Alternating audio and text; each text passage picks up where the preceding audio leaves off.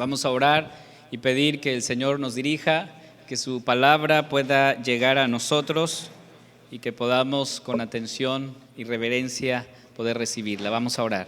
Señor, gracias te damos porque estamos aquí para poder meditar en tu palabra. Pedimos, Señor, que tu Santo Espíritu pueda iluminarnos para que podamos recibir tu palabra en esta hermosa hora. Señor, te lo pedimos en el nombre de Cristo Jesús. Amén. Hemos leído la palabra del Señor. Estamos en la carta del apóstol Pablo a los Efesios, capítulo 2. Estaremos hablando el día de hoy, en este mes de la Reforma, este día domingo 17, de la sola gracia. Vamos a hablar de la gracia, hermanos. Y el texto de Efesios precisamente nos habla de la gracia, ¿sí? Y entonces vamos a estar meditando en este momento, hermanos. Cuando nosotros leemos la carta del apóstol Pablo a los Efesios, encontramos que Pablo está escribiendo esta carta desde la cárcel, hermanos. Desde la cárcel él escribe esta carta. Y esto nos muestra a nosotros, es una prueba, hermanos, de que el evangelio es poder. Y nada impide, hermanos, de que el evangelio se siga predicando. A pesar de que Pablo está en la cárcel, él sigue escribiendo la palabra, sigue predicando la palabra, y este evangelio entonces es poder. De hecho, ahí en esta carta, en Efesios 4, versículo 1, el apóstol menciona lo siguiente: yo pues, preso en el Señor, os ruego que andéis como es digno de la vocación con que fuisteis llamado. Él está diciendo, yo estoy preso, pero estoy preso en el Señor, para su gloria, para su honra.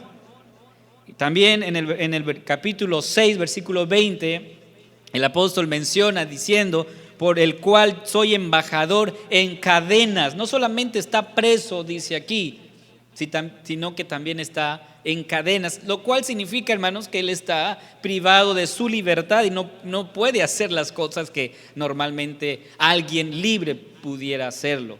Entonces significa que Pablo está desde la cárcel escribiendo esa carta. Y otro aspecto importante, hermanos, esta carta se dirige a personas que en la carta se refiere a gentiles, ¿sí? Que no son judíos, o sea, no son descendientes, pero que son gentiles, y estos hermanos tienen muchas dudas sobre su salvación y de cómo vivir la vida en Cristo en una cultura corrompida. Ellos están obviamente con muchas dudas.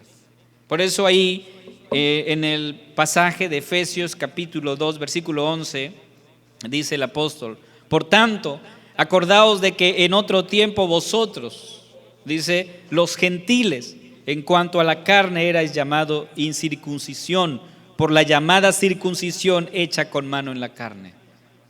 Está diciendo a los hermanos, diciendo eso: acordaos de que en otro tiempo vosotros, los gentiles, eran así. Luego, en el capítulo 2, versículo 13, el apóstol sigue diciendo: pero ahora en Cristo Jesús, vosotros que en otro tiempo estabais lejos, habéis sido hechos cercanos por la sangre de Cristo. Y sigue hablando obviamente a los gentiles, como se menciona aquí. Luego en el 3:1 sigue diciendo el apóstol: por esta causa yo, Pablo, prisionero de Cristo Jesús, por vosotros los gentiles. O sea, está ahí y está por los gentiles, dice aquí. Capítulo 6, versículo 8, el apóstol dice: sabiendo que el bien que cada uno hiciere, ese recibirá del Señor, sea siervo o sea libre. Entonces, Pablo está escribiendo a una iglesia, a un cuerpo, a una comunidad que está dudando de su salvación, pero también de cómo vivir la vida en Cristo, cómo vivir la vida cristiana. Hay un verbo que se repite constantemente en esta carta y es andar. El verbo andar, Pablo lo menciona aquí en esta carta. Los creyentes andaban en delitos y pecados, dice en el versículo 1, capítulo 2, pero ahora su vida tiene otro sentido.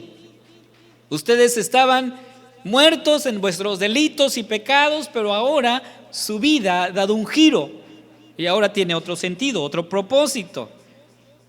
Por eso en el versículo 10 del capítulo 2, el apóstol dice: porque somos hechura suya, creados en Cristo Jesús para buenas obras, las cuales Dios preparó de antemano para que anduviéramos en ellas. Amados hermanos, el verbo andar se repite aquí. Por lo tanto, esta carta nos enfatiza cuán amplio y total es el Evangelio. El Evangelio es poder, y Pablo lo menciona en Romanos capítulo 1, versículo 16 y 17. Y este Evangelio poderoso nos habla a nosotros el día de hoy y nos dice, así como les habló a los hermanos de la iglesia, a los efesios, nos habla a nosotros hoy de que en Cristo Jesús nosotros tenemos vida plena, y es lo que el apóstol le dijo a la iglesia: ustedes en Cristo Jesús tienen vida plena, completa. En Cristo, hermanos, no nos falta nada. Es lo que está diciendo el apóstol aquí. No nos falta nada en Cristo, porque ahora estamos en una nueva posición, y solamente en Cristo y solo por Él hemos sido reconciliados con el Padre. ¿Cuál era tu condición? Dice Pablo. ¿Cuál era mi condición? Él lo menciona en otra carta, Romanos 6:23, porque la paga del pecado es muerte. Esa es tu condición, esa es mi condición. La paga del pecado es muerte. Dice Romanos 3:23, por cuanto todos pecaron, están destituidos de la gloria, de la majestad, de la santidad de Dios, por ser pecadores. Eso significa entonces que mi condición no es nada bueno. De hecho, regresando un poquito al Antiguo Testamento, leemos al profeta Isaías en el capítulo 1, versículo 4 al 6, lo que él menciona respecto a nuestra condición, a la condición del ser humano. Es pecador. Dice: oh gente pecadora, así comienza el versículo 4, oh gente pecadora, son pecadores, pueblo cargado de maldad, generación de malignos, hijos depravados, dejaron a Jehová, provocaron a ira al Santo de Israel, se volvieron atrás. ¿Por qué querréis ser castigados aún? ¿Todavía os rebelaréis? Toda cabeza está enferma y todo corazón doliente. Desde la planta del pie hasta la cabeza no hay en él cosa sana, sino herida, hinchazón, podrida llaga. No están curadas, ni vendadas, ni suavizadas con aceite. ¿Cuál es tu condición? Aquí está. Aquí hay una descripción gráfica de la condición del ser humano, hermanos. La condición de un pecador. Y la condición de un pecador siempre está inclinado a hacer el mal. Esa es la condición. Su voluntad está sujeta, está esclavizada al pecado. Y el estado natural entonces de todos los seres humanos es la muerte espiritual. Estamos muertos espiritualmente. Y esta condición, dice Pablo, es universal. No solamente es para algunas personas, tanto los gentiles, como dice aquí el apóstol, lo expresa de hecho ahí en el versículo 2 con la frase vosotros, ¿sí? Vosotros, o sea, hablando a los gentiles, dice: ustedes están en esta condición, pero no solamente ustedes, también los judíos están en esta condición. Y lo expresa el apóstol con la frase también nosotros en el versículo 3, también nosotros. Primero dice vosotros los gentiles, luego dice también nosotros estamos en esa misma condición. Todos somos hijos de ira, dice el versículo 3. Somos hijos de ira.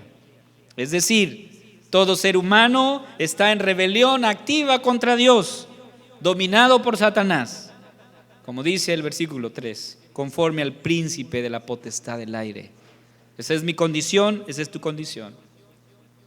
Entonces Pablo, el apóstol, nos pinta un panorama desolador de la condición humana para presentarnos a un Dios generoso, a un Dios misericordioso para decirnos, pero aquí está Dios. ¿Se da cuenta, hermanos? Entonces nos presenta, en Cristo tenemos vida plena, completa, y lo dice de esta manera, mostrando una gráfica de la vida de la persona sin Cristo. Así es la vida de una persona sin Cristo. Está muerto, está podrido, está depravado. Así es su condición. Pero cuando nosotros somos rescatados, somos redimidos por Cristo, nuestra vida cambia y vivimos una vida plena delante de Dios. Y esto solamente se da por gracia. Por gracia. Hermanos, número 2, no solamente tenemos vida plena en Cristo, en Cristo también somos amados por el Padre. Pero esto solamente se da a través de Cristo. Somos amados por el Padre. Un pasaje muy conocido, el Evangelio de Juan, capítulo 3, versículo 16. El Señor dice, porque de tal manera amó Dios al mundo, que ha dado a su Hijo unigénito, para que todo aquel que en Él cree no se pierda. Todo es por medio de Cristo, hermanos. Todo es por medio de Él. Este amor que recibimos del Padre es a través de su Hijo. Sin Él nada es posible, hermanos. Por eso dice el versículo 4, Dios es rico en misericordia, con su gran amor con que nos amó. ¿Y cómo lo mostró, hermanos? Enviando a su Hijo Jesucristo. Ahí nosotros podemos encontrar el amor de Dios. Pero Pablo nos presenta algunas cosas como pruebas del amor de Dios. Dice ahí el versículo 5, nos dio vida juntamente con Cristo. Es una prueba, hermanos, de que Dios nos ama, que nos dio vida juntamente con Cristo. Pablo enseña entonces aquí, diciendo que lo que sucedió con Cristo también habrá de suceder con el cristiano. ¿Qué sucedió con Cristo? Bueno, Jesús fue perseguido y eso también podría pasar en nosotros. Pero hay un punto importante, hermanos, de Jesús. Jesús murió y todos nosotros también un día vamos a morir, hermanos. Y no nos extrañemos de eso. Un día moriremos. Pero la noticia aquí que Pablo está diciendo es que si Jesús resucitó, también nosotros resucitaremos con Él. Por eso dice ahí el versículo 5, nos dio vida juntamente con Cristo. Cristo murió pero resucitó. Y el versículo 6 entonces nos habla de eso, de una promesa para todos los cristianos. Romanos 8:6, Pablo mismo menciona esto. Si el espíritu de aquel que levantó de los muertos a Jesús mora en vosotros, el que levantó de los muertos a Cristo Jesús vivificará también vuestros cuerpos mortales por su espíritu que mora en vosotros. Segunda de Corintios 4:16 dice el apóstol, por tanto, no desmayemos antes, aunque nuestro hombre exterior se va desgastando, el interior no obstante se renueva de día en día. Hermanos, esto es una ley, algo que todos pasaremos si Dios nos da la vida, ¿verdad? Nacemos, empezamos a desarrollarnos y un día nos hacemos viejitos, ¿verdad? Sí, esa es la verdad. Dice aquí, este cuerpo exterior se va desgastando, o sea, nos vamos desgastando, hermanos, nos vamos desgastando. Pero la promesa del Señor es que el interior se va renovando, se renueva día en día, hermanos. Esto es una promesa del Evangelio, el cual nosotros hemos abrazado. Y esto es una prueba del amor de Dios. Versículo 7, otra prueba que da aquí el apóstol, dice, nos hizo sentar en lugares celestiales. Esto es un privilegio, hermanos. ¿Lo crees? El Señor nos ha hecho sentar en los lugares celestiales, es lugares privilegiados, no cualquiera puede estar ahí. Y me llama la atención el verbo aquí, resucitar, e hizo sentar, son dos palabras, el cual nos indica, hermanos, que son resultados inmediatos y directos de la salvación. Cuando tú eres salvo e inmediatamente cambias de lugar, de posición, y ahora te sientas junto a los príncipes. Eso es un hermoso mensaje del Evangelio. Entonces, hermanos, el creyente no solo queda muerto al pecado, porque debemos morir al pecado, sino que vivimos para la justicia a través de la resurrección de Cristo Jesús. Y no solamente eso, sino también disfrutamos, hermanos, la exaltación de su Señor. Es decir, participamos, porque Jesús fue humillado, es cierto, pero también Él fue exaltado. Y así como Cristo fue exaltado, también sus hijos son exaltados. Y nos dio vida juntamente con Cristo, hermanos. Entonces, el versículo 8, Pablo remata esto diciendo: la salvación misma es por gracia, porque por gracia sois salvos. Y esto no de vosotros.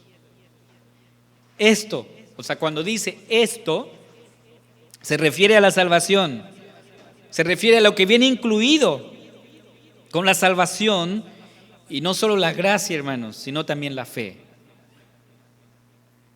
Aunque se requiere que los hombres crean para ser salvos, porque así el Señor lo ha querido, lo quiso, hasta la fe, hermanos, es parte del don de Dios que salva y no puede ejercerse con base en algún poder personal o un mérito. Todo es un regalo de Dios para ti. Es decir, ahora mismo, aunque tú no te des cuenta, estás sentado en un lugar privilegiado. Y no son estas bancas, Estás sentado juntamente con Cristo. Porque esto es algo que ocurre cuando nosotros somos redimidos. Por eso aquí, el versículo 8 vuelve a decir: porque por gracia sois salvos, por medio de la fe, y esto no de vosotros, es don de Dios, es un regalo de Dios. Hermanos, a todos nos gusta recibir regalos. ¿O a alguien aquí no le gustan los regalos? Ya mis niños ya nos están avisando que llega diciembre, entonces ya quieren regalos, ¿verdad? A todos nos gustan los regalos, nos gusta que nos regalen algo.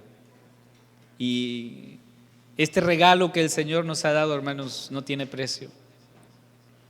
Es un regalo para todos y no tiene precio. Para nosotros, para Cristo sí tuvo un precio. Para mí no tiene precio. Por eso es un regalo. Hermanos, entonces podemos ver aquí que Pablo está diciendo: bueno, en Cristo tú tienes vida plena, pero también en Cristo eres amado por el Padre. Él te ama. Porque a veces nosotros sentimos, hermanos, que como que Dios se ha olvidado de nosotros. Porque a veces oramos, doblamos nuestras rodillas y sentimos que Dios no nos responde. Pero una prueba suficiente de que Dios nos ama es que todos los días tú te levantas. Todos los días tú puedes comer algo, te da hambre para comer. Porque hay quienes que, aunque quieran comer, no pueden. Todos los días estás respirando hasta en la noche. Si dejas de respirar, dejas de existir. Y cada respiro que das es una prueba del amor de Dios. Es una prueba de que Dios te ama. Hermanos, Pablo entonces nos menciona aquí dos cosas: que en Cristo nuestra vida es completa, no necesitamos más que Cristo. 2, en Cristo, nuestra vida, tu vida, es que eres amado por el Padre. Somos amados por el Padre en Cristo, tú y yo. Y 3, en Cristo, hermanos, nuestra vida tiene un nuevo propósito, ¿sí? Un nuevo objetivo, una nueva razón. Vuelvo a leer versículos 1 y 2. Y Él os dio vida a vosotros cuando estabais muertos en vuestros delitos y pecados, en los cuales anduvisteis en otro tiempo, siguiendo la corriente de este mundo, conforme al príncipe de la potestad del aire, el espíritu que ahora opera en los hijos de desobediencia, entre los cuales también todos nosotros vivimos en otro tiempo, en los deseos de nuestra carne, haciendo la voluntad de la carne y de los pensamientos, y éramos por naturaleza hijos de ira, lo mismo que los demás. Hermanos, somos llamados a vivir en santidad. Ese es nuestro nuevo propósito. El versículo 2, el apóstol Pablo enfatiza: anduvisteis. Esto significa, hermanos, que al ser salvados por Cristo, nuestra vida empieza un proceso de transformación. También la frase en el versículo 3, vivimos en otro tiempo. Pablo mismo se incluye aquí en esta declaración, indicando así que ahora en Cristo y por el poder del Evangelio somos llamados a vivir en santidad, en integridad delante de Dios. Por eso estos verbos son importantes, porque Pablo dice: anduvisteis, pero ahora ya no, porque tu vida tiene otro sentido, otro propósito. Por eso Pablo en el capítulo 4, versículo 1, dice: yo pues, preso en el Señor, os ruego que andéis como es digno de la vocación. Y la palabra vocación es llamado, o sea, del llamado con que fuisteis. Ahora, ¿qué tan importante es recibir el llamado de Dios, hermanos? Dios te hizo un llamado. ¿Un llamado a qué? A vivir en santidad. Pablo lo menciona en su carta a los Romanos, en el capítulo 1. Y quiero ir allá a Romanos capítulo 1 para poder ampliar este llamado o explicar este llamado que Dios nos hizo. Dice Romanos 1:7: a todos los que estáis en Roma, amados de Dios. Ya vimos esa parte. Dios nos ama, Dios te ama y me ama a mí también. Pero también llamados a ser ¿qué? ¿Qué dice ahí? Santos, ok. Dios te ha llamado a ser santo, a vivir en santidad. Y como decía el doctor Sproul, ¿qué tan santo fuiste esta semana? Esa es la pregunta. ¿Qué tan santo fuimos? Tenemos el ministerio, hermanos, hemos sido llamados a vivir en santidad. Ahora, ¿qué tan santo fuimos? Te pregunto. Y en ese sentido, entonces, Pablo dice: os ruego que andéis como es digno de ese llamamiento. Y el llamamiento es a vivir en santidad. Entonces, debemos andar en ese camino, hermanos. De hecho, Efesios 4, regresamos otra vez a la carta, Efesios 4. Desde los versículos 25, Pablo menciona cómo es la vida en Cristo, cómo debemos andar. Dice: por lo cual, desechando la mentira, ¿sí? Hablad verdad cada uno con su prójimo, porque somos miembros los unos de los otros. Airaos, pero ¿qué dice? No pequéis. Así es que tiene el permiso de enojarse, pero no peque. Lo que dice aquí: no se ponga el sol sobre vuestro enojo. O sea, le está diciendo, tiene el permiso de enojarse, pero que no pase un día, ¿sí? Y a veces resulta que hacemos lo contrario, ¿verdad? Dice el versículo 27, ni deis lugar al diablo. El que hurtaba, no hurte más, sino trabaje, haciendo con sus manos lo que es bueno, para que tenga que compartir con el que padece necesidad. Versículo 29. Ninguna palabra corrompida salga de vuestra boca, sino la que sea buena para la necesaria edificación, a fin de dar gracia a los oyentes. Ninguna palabra, dice, corrompida salga de vuestros labios. Y yo voy más allá. Bueno, no porque lo digo yo, sino porque en otra de las cartas el apóstol menciona que aún nuestros pensamientos deben glorificar a Dios. Si hay alguna cosa digna, amable, benigna, en esto pensad, dice el apóstol. Entonces, hermanos, la vida en Cristo es diferente y nuestra vida, tu vida tiene un nuevo propósito. Es decir, vives ahora para Él, vivimos para Cristo y hay cosas que hay que desechar, hay que cambiar. Pero luego nos vuelve a recordar aquí el apóstol, porque podríamos nosotros esforzarnos por cambiar nosotros mismos y es dado esto en el ser humano. Entonces el apóstol regresa al versículo 8, que la salvación no es de nosotros, la salvación es un regalo de Dios, no es un logro humano. Es decir, la transformación en nuestra vida es obra del Señor. Por eso dice el versículo 9, regresando otra vez a Efesios 2, no por obras para que nadie se gloríe. O sea, por más que te esfuerces no vas a cambiar por ti mismo. Es el Espíritu Santo obrando en nosotros. Por eso el apóstol hace este énfasis, para que jamás nos olvidemos que la salvación es una obra y una obra completa de Dios, y esto solo se recibe por fe. Somos transformados de gloria en gloria, dice el apóstol Pablo en su carta a los Corintios. Luego el versículo 10, porque somos hechura suya, dice el apóstol. Y esto me llevó rápidamente cuando leía este versículo al Salmo 100, versículo 3. Reconoced que Jehová es Dios, Él nos hizo y no a nosotros mismos, somos hechura suya, ¿verdad? Él nos hizo. ¿Para qué nos hizo el Señor? Para su gloria. Entonces somos llamados a vivir en santidad, hermanos. ¿Y sabe qué más nos dio? Dios nos dio herramientas, nos dio dones y talentos para que honremos su nombre.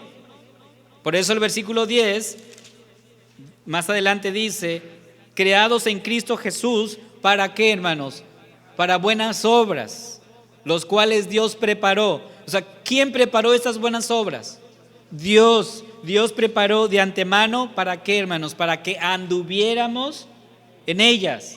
Es decir, estas obras que Dios preparó, nos las dio a nosotros como una herramienta para glorificar su nombre. Yo quiero mencionar aquí las habilidades, los talentos que Dios te ha dado. Por ejemplo, ser médico es un don de Dios, porque no a todos se nos da la medicina, hermanos. ¿Sí? Es un don de Dios. Ser abogados es un don de Dios. Contador, músico, ama de casa es un don de Dios. ¿Sí? No cualquiera. Ahora el Señor nos dice aquí que estos dones, estas herramientas, no son todos, hermanos, son muchas, ¿verdad? Todos los dones que Dios nos ha dado deben servir para honra y gloria de Dios. Honramos su nombre con eso. Por lo tanto, hermanos, todo esto que hemos visto solamente es por gracia del Señor. Cuando hablamos entonces de la gracia de Dios, definitivamente, hermanos, tenemos que hablar de todo lo que ahora somos en Cristo. Entonces no nos estemos quejando, hermanos. En Cristo tenemos vida plena. Somos amados por el Padre. Nuestra vida tiene un nuevo propósito, un nuevo rumbo. Debemos estar agradecidos con el Señor. Agradecidos por lo que ahora somos y tenemos en Cristo. Yo pregunto, ¿estás honrando a Dios con esa nueva vida que Él te dio? ¿Lo estamos haciendo? Resulta que la iglesia de Éfeso estaba viviendo una vida en rebeldía, en desobediencia. Por eso Pablo les insta, les llama, los confronta, les dice ahí en el versículo 7 del capítulo 5: no seáis pues partícipe con ellos. Eso está hablando de que ellos están viviendo en desobediencia, en rebeldía. Luego, en el versículo 8 de este mismo capítulo 5 dice: andad como hijos de Dios. O sea, si está diciendo anden como hijos de Dios, significa que no estaban andando como hijos de Dios, no estaban viviendo como hijos de Dios. Luego en el versículo 15 dice, de este mismo capítulo 5: mirad pues con diligencia cómo andéis, no como necios, sino como sabios. Entonces ese es el llamado de Dios para ti y para mí, hermano. Si estás viviendo en una vida de desobediencia, viviendo en pecado, Dios te llama ahora mismo a que te arrepientas, a que vuelvas, a que ya no andes en la vida pasada, en el viejo hombre, porque tu vida ahora tiene un nuevo sentido. Eres para Cristo y tienes que vivir para Él. El apóstol Pablo le dice esto a la iglesia: vivan para Dios. Y es lo mismo que nosotros recibimos también. Vivamos para Dios, hermanos. Vivamos para Él. Porque resulta que después de un tiempo empezamos a vivir no para el Señor, sino para nosotros mismos. Y estaba leyendo un artículo donde decía que a veces nosotros, cuando iniciamos la vida cristiana, iniciamos con gozo, con alegría, con ganas, y después de un tiempo olvidamos esa pasión. ¿Por qué, hermanos? Porque nos empezamos a desviar, nos alejamos. Entonces el llamado del Señor para nosotros hoy es a vivir para Él, a vivir en santidad, porque ese es el llamado que nos ha hecho. Cada segundo de tu vida, cada segundo de mi vida fue comprado por la sangre preciosa de Cristo. Honremos a Dios por eso que Dios nos ha dado, hermanos. Eso es vivir por gracia. Eso es vivir para Cristo. Y eso es la gracia que hemos recibido, lo privilegiado que somos. Y a veces no nos damos cuenta, hermanos. A veces no nos damos cuenta lo privilegiado que somos. Pero en Cristo, hermanos, somos ricos. Eres rico en Cristo. Y ese es el regalo más precioso que hemos recibido en esta vida. Y esta promesa que hoy recibimos en la vida venidera, hermanos, la disfrutaremos plenamente. El libro de Apocalipsis nos recuerda eso, de cómo va a ser nuestra vida en Cristo. Pero ahora aprendamos a vivir para el Señor, para su gloria. Honremos el llamamiento que Él nos ha hecho. Así es que al iniciar esta semana, iniciemos pensando de esta manera: ¿de qué manera yo puedo glorificar a Dios? No solamente viniendo aquí a la casa de Dios, no solamente asistiendo el domingo, sino el lunes. ¿Cómo estás honrando a Dios ahí en tu trabajo? ¿Cómo estás glorificando a Dios ahí en casa? ¿Cómo estás alabando a Dios ahí en tu trabajo? ¿Cómo lo estás haciendo? Porque ahí es donde realmente estamos adorando a Dios. Honremos su nombre. Vamos a orar, hermanos. Señor, te agradecemos en esta hora, porque tu palabra primero nos da a conocer lo que somos en Cristo. Y es que somos nueva criatura. Hemos sido creados y hemos nacido de nuevo, y nuestra vida tiene un nuevo sentido, un nuevo propósito. Te agradecemos, Señor, porque esto no lo merecemos, pero dice tu palabra que es por gracia somos salvos. Señor, alabamos tu nombre en esta hora. Permite que podamos honrarte con nuestra vida todos los días, hasta el día en que tú, Señor, ya sea que nos llames a tu presencia o que tú vengas por tu iglesia, podamos vivir en santidad, en integridad delante de ti. En el nombre de Jesús oramos. Amén.